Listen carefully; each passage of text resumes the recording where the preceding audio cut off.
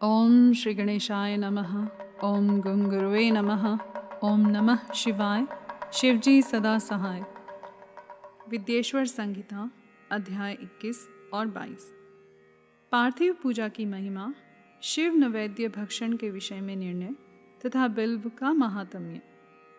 तदंतर ऋषियों के पूछने पर किस कामना की पूर्ति के लिए कितने पार्थिव लिंगों की पूजा करनी चाहिए, इस विषय का वर्णन करके सूत जी बोले, महर्षियों, पार्थिव लिंगों की पूजा कोटि कोटि यज्ञों का फल देने वाली है।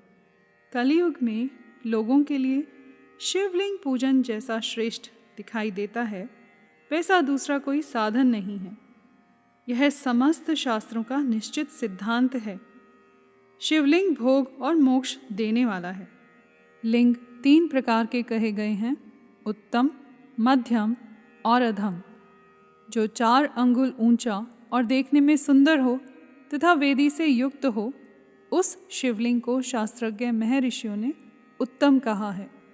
उससे आधा मध्यम और उससे आधा अधम माना गया है।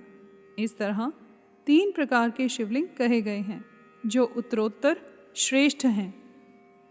ब्राह्मण, क्षत्रिय, वैश्य, शूद्र अथवा विलोम संकर कोई भी क्यों न हो, वह अपने अधिकार के अनुसार वैदिक अथवा तांत्रिक मंत्र से सदा आदर पूर्वक शिवलिंग की पूजा करे। ब्राह्मणों, महर्षियों, अधिक कहने से क्या लाभ। शिवलिंग का पूजन करने में स्त्रियों का तथा अन्य सब लोगों का भी अधिकार है। द्विजों के लिए वैदिक पद्धति से ही शिवलिंग की पूजा करना श्रेष्ठ है, परंतु अन्य लोगों के लिए वैदिक मार्ग से पूजा करने की सम्मति नहीं है। वेदज्ञ द्विजों को वैदिक मार्ग से ही पूजन करना चाहिए, अन्य मार्ग से नहीं। यह भगवान शिव का कथन है। दधीची और गौतम आदि के शाप से जिनका चित्त दग्ध हो गया है, उन द्विजों की वैदिक कर्म में श्रद्धा नहीं होती। जो मनुष्य वेदों तथा स्मृतियों में कहे हुए सत्कर्मों की अवहेलना करके दूसरे कर्म को करने लगता है, उसका मनोरथ कभी सफल नहीं होता। इस प्रकार विधि पूर्वक भगवान शंकर का नैवेद्यांत पूजन करके उनकी त्रिभुवनमयी 8 मूर्तियों का भी वही पूजन करें। पृथ्वी, जल, अग्नि, वायु, आकाश, सूर्य, चंद्रमा तथा यजमान, ये भगवान शंकर की 8 मूर्तियां कही गई हैं। इन मूर्तियों के साथ शर्व, भव, रुद्र, उग्र, भीम, ईश्वर, महादेव तथा पशुपति, इन नामों की भी अर्चना करें। तदंतर चंदन, अक्षत और बिल्व पत्र लेकर वहाँ ईशान आदि के क्रम से भगवान शिव के परिवार का उत्तम भक्ति भाव से पूजन करें। ईशान, नंदी, चंड, महाकाल, भृंगी, वृष, स्कंद, कर्पदीश्वर, सोम तथा शुक्र, ये 10 शिव के परिवार हैं, जो क्रमशः ईशान आदि 10 दिशाओं में पूजनीय हैं। तत्पश्चात भगवान शिव के समक्ष वीरभद्र का और पीछे कीर्ति मुख का पूजन करके विधि पूर्वक 11 रुद्रों की पूजा करें। इसके बाद पंचाक्षर मंत्र का जप करके शतरुद्रीय स्तोत्र का, नाना प्रकार की स्तुतियों का तथा शिव पंचांग का पाठ करें। तत्पश्चात परिक्रमा और नमस्कार करके शिवलिंग का ही विसर्जन करें। इस प्रकार मैंने शिव पूजन की संपूर्ण विधि का आदर पूर्वक वर्णन किया। रात्रि में देव कार्य को सदा उत्तराभिमुख होकर ही करना चाहिए। इसी प्रकार शिव पूजन भी पवित्र भाव से सदा उत्तराभिमुख होकर ही करना उचित है। जहाँ शिवलिंग स्थापित हो, उसे पूर्व दिशा का आश्रय लेकर नहीं बैठना या खड़ा होना चाहिए, क्योंकि वह दिशा भगवान शिव के आगे या सामने पड़ती है। इष्ट देव का सामना रोकना ठीक नहीं है। शिवलिंग से उत्तर दिशा में भी न बैठें, क्योंकि उधर भगवान शंकर का वामांग है, जिसमें शक्ति स्वरूपा देवी उमा विराजमान है। पूजक को शिवलिंग से पश्चिम दिशा में भी नहीं बैठना चाहिए, क्योंकि वह आराध्य देव का पृष्ठभाग है। पीछे की ओर से पूजा करना उचित नहीं है। अतः अवशिष्ट दक्षिण दिशा ही ग्राह्य है, उसी का आश्रय लेना चाहिए। तात्पर्य यह है कि शिवलिंग से दक्षिण दिशा में उत्तराभिमुख होकर बैठें और पूजा करें।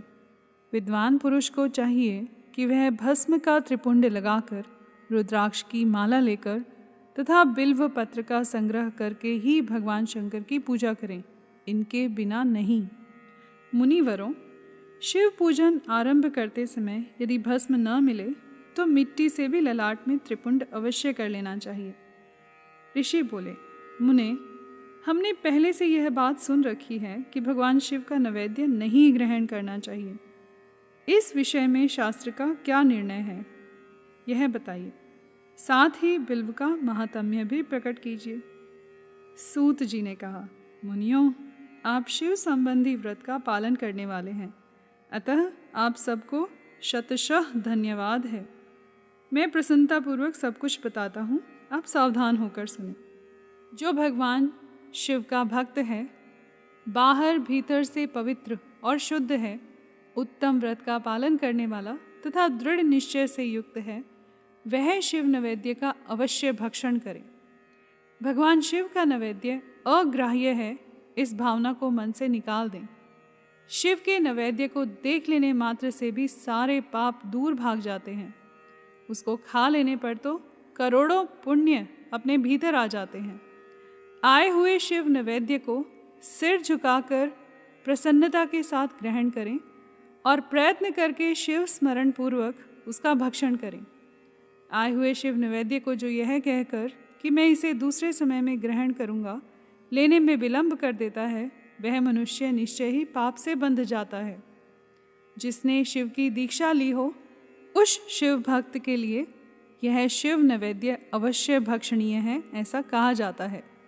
शिव की दीक्षा से युक्त शिव भक्त पुरुष के लिए सभी शिवलिंगों का नैवेद्य शुभ एवं महाप्रसाद है, अतः वह उसका अवश्य भक्षण करे।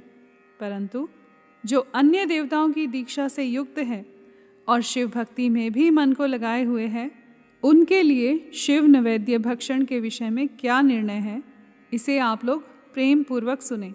ब्राह्मणों, जहाँ से शालग्राम शिला की उत्पत्ति होती है, वहाँ के उत्पन्न लिंग में रसलिंग यानी पारद लिंग में, पाषाण, रजत तथा सुवर्ण से निर्मित लिंग में, देवताओं तथा सिद्धों द्वारा प्रतिष्ठित लिंग में, केसर निर्मित लिंग में, स्फटिक लिंग में, रत्न निर्मित लिंग में तथा समस्त ज्योतिर्लिंगों में विराजमान भगवान शिव के नैवेद्य का भक्षण चांद्रायण व्रत के समान पुण्यजनक है।